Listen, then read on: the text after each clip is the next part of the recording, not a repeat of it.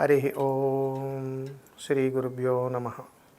జన్మనిచ్చిన తల్లిదండ్రులకు శిరసా పాదాభివందనాలు. దశమహావిద్యల్లో 6వ అవతారం చిన్నమస్తాదేవి.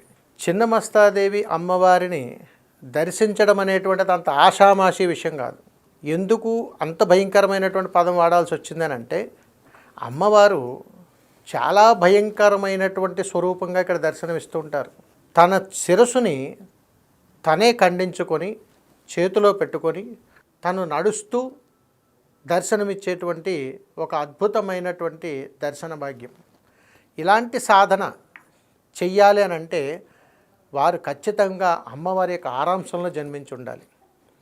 అలాంటి జన్మ ఎవరికైతే దక్కుతుందో వారికి అమ్మవారు ముందుగా స్వప్న దర్శనం ఇస్తారు. ఈ స్వప్న దర్శనం ఇచ్చిన తర్వాత వీరికి నేరుగా మానవ రూపంలో ఏదో ఒక రూపంలో, అంటే ముఖ్యముగా మానవ రూపంలోనే దర్శనమిచ్చి వీరు చూస్తుండగానే క్షణాలలో అక్కడ నుంచి వారు వెళ్ళిపోవడం జరుగుతుంది. అంటే ఒక అతీతమైనటువంటి ఆత్మశక్తి సాధననే ఈ చిన్నమస్తాదేవిగా చెబుతారు. ఈ చిన్నమస్తాదేవిలో మనిషి తనను తాను బలహీనమైనటువంటి కోరికలతోటి మారిపోయి తన జీవితాన్ని చిన్నాభిన్నం చేసుకుంటూ చక్కటి అద్భుతమైనటువంటి జీవితాన్ని సర్వనాశనం చేసుకోకుండా ఉండడం కోసం అమ్మవారు తన యొక్క కోరికలను అదుపులో బలీనం కాకుండా చేసుకోవటానికి చూపించగలిగేటువంటి ఏకైక నిజస్వరూపం ఏదైనా ఉన్నదానంటే చిన్నమస్తానాదేవి. ఇలాంటి చిన్నమస్తానాదేవి యొక్క అమ్మవారి దర్శనం మనము చాలా ప్రాంతాల్లో చాలా అరుదుగా దర్శనం చేసుకుంటూ ఉంటాం. మనం అంటూ ఉంటాం చాలా సందర్భాల్లో, నా కోరికలు తీరట్లేదండి, చాలా కోరికలు ఉండిపోయి ఏ పని అవ్వటం లేదు, ఇల్లు కొనుక్కోవడమా లేకపోతే ఇంకొకట బిల్డింగా ఉద్యోగమా, అనేక రకాల కోరికలు ఉంటాయి.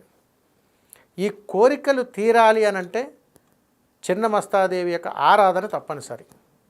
ఈ అమ్మవారిని ఎలా ఆరాధన చేయాలి, ఎప్పుడు ఆరాధన చేయాలి అని అంటే, ఈ అమ్మవారిని ఆరాధన చెయ్యాలి అని అనుకున్నప్పుడు ఎప్పుడైనా కానీ పౌర్ణమి లేదా అమావాస్య రోజు, పౌర్ణమి లేదా అమావాస్య రోజు ఎరుపు రంగు తిలకముతోటి ఒక రాతి స్వరూపాన్ని సిద్ధం చేసుకొని అమ్మవారిని చిన్నమస్తాదేవిగా ఆవాహనం చేసుకొని ఎరుపు రంగు వర్ణంతో కూడినటువంటి తిలకాన్ని అమ్మవారికి అభిషేకించాలి. ఒకవేళ అలా కుదరని పక్షంలో నేరుగా సాధకుడి యొక్క రక్తాన్ని అభిషేకించాల్సినటువంటి పరిస్థితి ఏర్పడుతుంది. ఎందుకంటే అమ్మవారు అత్యంత ఉగ్రస్వరూపిణి అయ్యి మనకు అనేక తీవ్రకరమైనటువంటి కోరికల నుంచి బయటపడటం కోసం, నేను రాజకీయంగా ఎదగాలండి, మంచి రాజ్యాధికారం దక్కాలి, మంచి ఉన్నత స్థితికి ఎదగాలి, మంచి యోగభాగ్యాలు పొందాలి, మంచి స్థితిగతులు కావాలని అనుకున్నప్పుడు దేవత యొక్క ఆరాధన తప్పనిసరి. ఎందుకంటే చిన్నమస్తాదేవిని ఆరాధించినప్పుడు ఆ తల్లి నామస్మరణ పలికితే చాలు. ఆ తల్లి నామస్మరణ పలికినప్పుడే అమ్మ యొక్క అనుగ్రహానికి దగ్గరవుతుంటాం.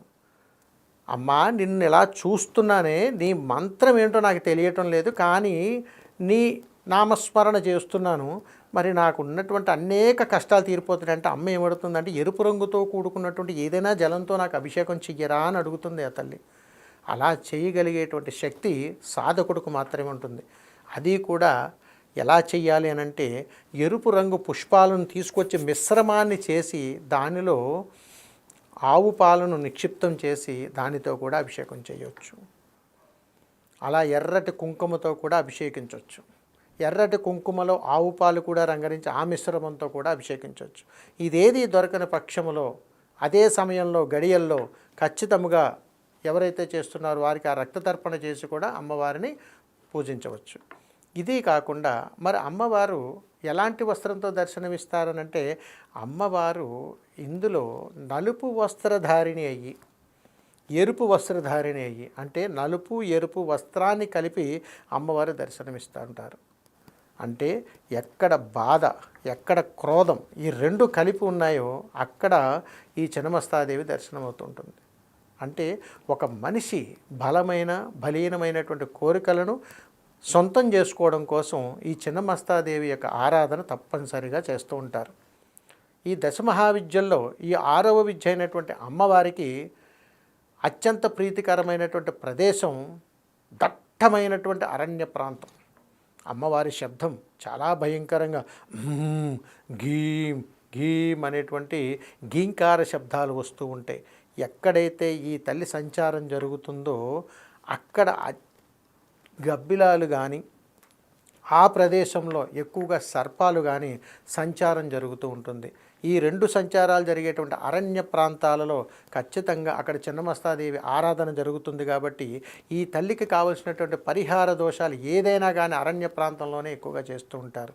అందుకని ఈ తల్లికి ప్రీతికరమైనటువంటి శబ్దాలు ఏదన్నా ఉన్నాయా అని అడిగితే ఇవి కొన్ని జంతువుల నుంచి వచ్చేటువంటి గీంకార శబ్దాలు అమ్మవారికి ప్రీతికరంగా ఉంటాయి.